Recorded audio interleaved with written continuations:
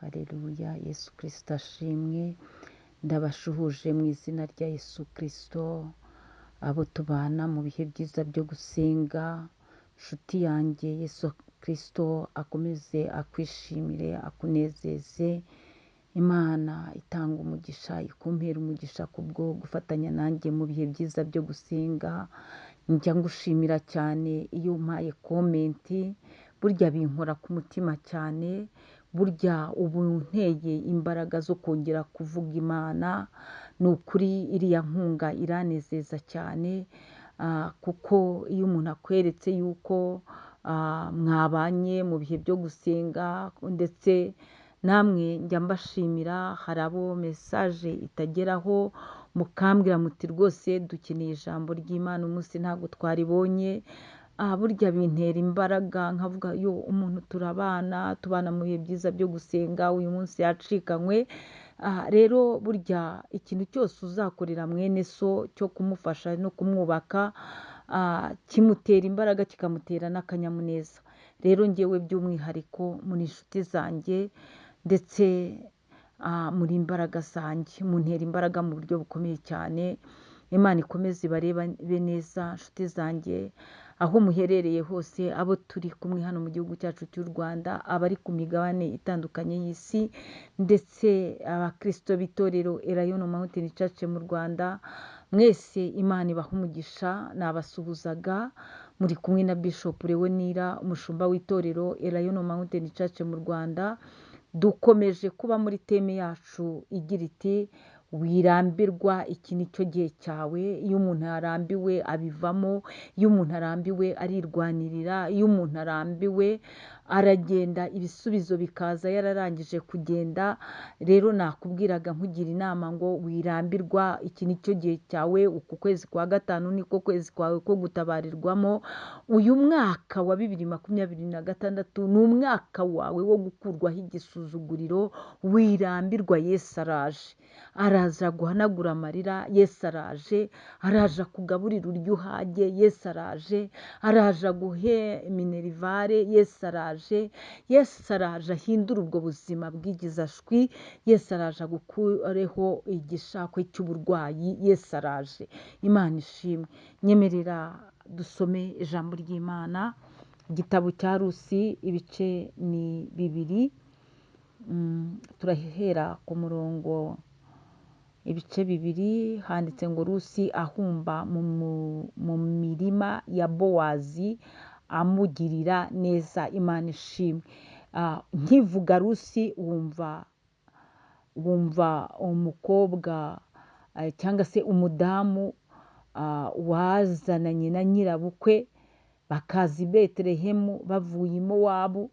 I Mowabu ni ahantu habi. Kuri Nawomi nyirabukwe wa Rusi yageze apfusha umugabo, apfusha abahungu be. Nawomi ageraho abwira ab'i Betelehemu, arababwira ati ntimuzongere kunyita Nawomi, ahubwo mujye munyita Mara, uwashaririwe. Rero i Mowabu ugenda wuzuye ukahava ushaririwe. Ni ahantu ushobora kujya ufite amafaranga ukahava warahombye. Ni ahantu ushobora kujya useka ukahava usigaye wirirwa urira. Aho niho i Mowabu, aho niho Nawomi yagiye aza yarashaririwe cyane. Ariko Imana ntiburi kwibigenza, imuha umukazana umukunda cyane witwa Rusi. Iyo tuvuze Rusi wumva umukazana wa Nawomi wamubayeho akaramata. Aravuga ati rwose winyingingira kugusiga. Ubwo Nawomi yari ari kuvuga ati jyewe nta bandi bana b'abahungu nzabyara, nimunsezere mugende mushake abandi bagabo. Nuko Orupa asezeranya nyirabukwe, ariko Rusi aramuhakanira ati winyingingira kugusiga. Imana yawe niyo izaba Imana yanjye. Aho uzagwa niho nzagwa. Ubwoko bwawe buzaba ubwoko bwanjye. Rusi aramaramaza burundu. Nuko azanana n'uwo mukecuru. Umukecuru yari yamenye ko i Betelehemu ibintu byagenze neza, inzara yahashize. Aravuga ati reka nitahire, n'ubundi ahangahe si Mowabu nakubitaniyeho n'ibi bibazo, mpicaye inkora iki, reka ntahe ubyibuze njye iwacu bene wacu bajye bampa ifunguro niriye. ariko Rusi amwomaho akaramata. Nibwo bavuye i Mowabu baraza, bageze i Betelehemu rero ntabwo byari byoroshye, byasabaga ko umukecuru arakuze, ntabwo yigeze ahinga nubwo abandi bari gusarura, ariko yasabaga, yari ameze nk'usaba, yakoraga icyo bita gufunguza, akimenyekanisha, abantu bakagira ibyo bamugenera. Rero nta n'intege yari afite, ibyo byagombaga gukora Rusi. Rusi niwe wabikoze. Niyo mpamvu dusomye titiri tubwira ngo Rusi ahumba mu mirima ya Bowazi amugirira neza. Imana ishimwe. Nagira ngo ubwire ngo ujye ugira neza. Ineza ntihera, ineza ntibora, ineza ntiyibagirana. Jya ugira neza wigendere, ineza uzayisanga imbere. Ntabwo bishobora kudahita biba ako kanya, ariko ineza iribukwa. Niyo abana b'abantu batayibuka, Imana iribuka, ijya yibuka ineza. Imana ishimwe. Reka duhere kuri uyu murongo wa 13, dusome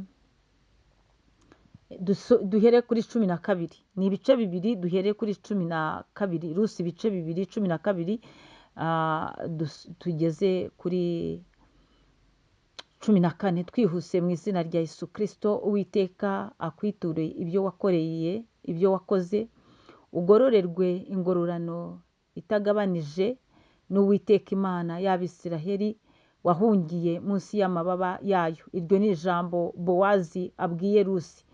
Rusi aramusubiza aramubwira ati, nkugirireho umugisha databuja, kuko umaze umubabaro ukabwira umuja wawe neza, nubwo ndahanywe n'umwe mu baja bawe. 14. Igihe cyo kurya gisohoye, Bowazi aramubwira ati, ngwino urye umutsima ukoze intore yawe muri vino isharira. Yicarana n'abasaruzi bamuha impeke zikaranze, arazirya arahaga, arasigaza. Izina ry'Imana yacu rihabwa icyubahiro. Uyu ni wa wundi Rusi. Ariko Imana ni nziza, Imana igira neza, Imana ihinduranya iminsi n'ibihe. Yewe Rusi uyu yagiye atoragura utwasigaye inyuma, ari guhumba, ariko igihe kirageze ngo Rusi agiye kurira ku meza y'umukire, agiye kurira ku meza ya Bowazi, agiye kurya nawe ahage. Imana ishimwe. Ijambo ryatubwiye ngo igihe cyo kurya gisohoye. Imana ishimwe. Hari igihe cyo kutarya, hakabaho n'igihe cyo kurya. Hari igihe cyo kwicwa n'inzara, hakabaho n'igihe cyo kurya ugahaga. Hari igihe yewe njye nakubwiye ngo wirambirwa, iki ni cyo gihe cyawe.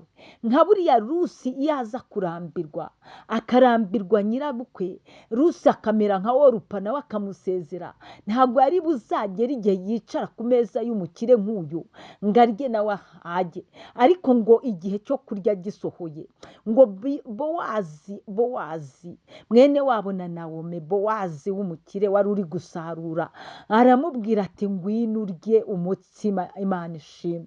Uyu munsi rata Imana data umwami Yesu Kristo nawe hagire umutsima, aguha umutsima, aguha ikigukomeza muri uru rugendo. Imana irambure ikiganza cyayo, itegeke nawe wakire, utamire, urye. Ngo ngwino urye, ngo ngwino urye, ngo ngwino urye, ngwino urye umutsima. Imana ishimwe. Umutsima mu buryo bw'umwuka ni ijambo ry'Imana. Umutsima rero, ijambo ry'Imana niryo ryagukomeza. Wowe wari ugiye kubivamo, wowe wari urambiwe, niwakira umutsima niryo jambo ry'Imana. Ngo Rusi rero Bowazi aramubwira ngo ngwino urye umutsima, noneho ngo ukoze mu ntore yawe vino. Imana ishimwe isharira, Imana ihabwa icyubahiro, Imana ihabwa icyubahiro, ngo yicarana n'abasaruzi. Reba umuntu nawe uri aho ngaho uri kugenda atoragura utw'inyuma, ngo ariko yicaranye n'abasaruzi. Imana imwicaritse mu cyubahiro, Imana imwicaza ahakomeye, ngo yicarana n'abasaruzi. Yewe Imana ishimwe, ngo bamuha impeke zikaranze, ngo arazirya arahaga arasigaza. Ariko haleluya, ngo baramuhaye ararya. Ntabwo yariye gusa ngo yarahaze, ntabwo yahaze gusa ngo yaranasigaje. Imana ishimwe. Uwo ni Rusi wari wagiye agiye guca inshuro, yari yagiye agiye guhumba, yari yagiye agiye gushakisha, ngo ariko ayicazwa ku meza n'abakomeye, ngo arangije ararya. Amaze kurya arahaga, amaze guhaga arasigaza. Izi nkuru zikomeje ngo yageze n'aho agira ibyo ashyira nyirabukwe, ngo amaze kubimushyira kuri ibyo bari bamuhaye byo kurya, ngo nawe yagezeho abimushyira nyirabukwe, na nyirabukwe ararya ashima Imana. Imana ihabwa icyubahiro. Ukeneye kurya ugahaga, warangiza guhaga ukanasigaza, mu izina rya Yesu wirambirwa. Iki ni cyo gihe cyawe. Nubwo inzara yakuriye, nubwo ubushomeri bwakwishe, nubwo wateraguranywe muri iyi si ukabura ibyo ufata n'ibyo ureka, wajya gufata bikagucika, Satani akabikunyaga, ariko wirambirwa. Iki ni cyo gihe cyawe. Na Rusi byaremeye, yahagurutse iwabo aherekeza nyirabukwe, nta cyerekezo, nyirabukwe ntacyo yifiteho, ariko dore ukuntu bigenze. Bamwicarikije mu bakomeye, arariye arahaze aranasigaje. Imana ishimwe. Imana ibahe kurya muhage musigaze, mu izina rya Yesu Kristo. Imana iguhe kurya uhage usigaze, mu izina rya Yesu Kristo. Imana ibahe umugisha, muhaye muronke. Shalom. Umugaba w'ingabo mukuru